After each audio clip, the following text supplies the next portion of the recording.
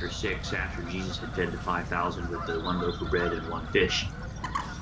And we'll pick up in verse 44. Now those who ate the loaves were about 5,000 men. We're going to continue reading verse 45 and so forth. And immediately he made his taught ones enter into the boat and to go before him to the other side. So they're leaving without Jesus, to Bethjadiah, while he was dismissing the crowd. And having sent them away, he went away to the mountain to pray.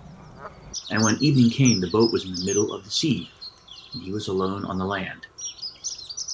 And seeing them straining at rowing, for the wind was against them, at about the 4th watch of the night, he came to them walking on the sea, and he wished to pass them by.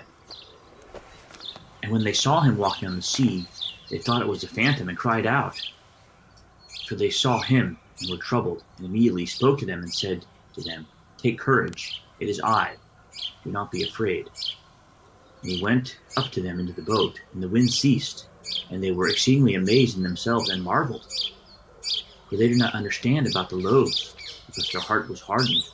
And having passed over, they came to the land of Gennesaret, and drew to shore. And when they came out of the boat, he was immediately recognized. And all that neighbored around ran about and began to carry out on the beds those who were sick, to wherever they heard he was. This account is in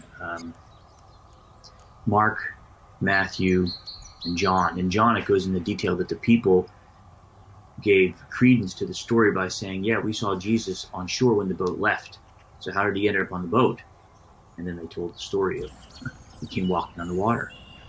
Of course, also in John, Peter actually is invited to go walk on the water with Jesus. And Peter, of course, very quickly starts to sink. Actually, it worked in the beginning.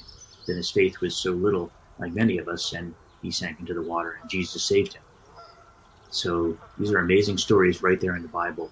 Luke does not talk about this story at all. It's only mentioned in three accounts in 3 of the books just mentioned.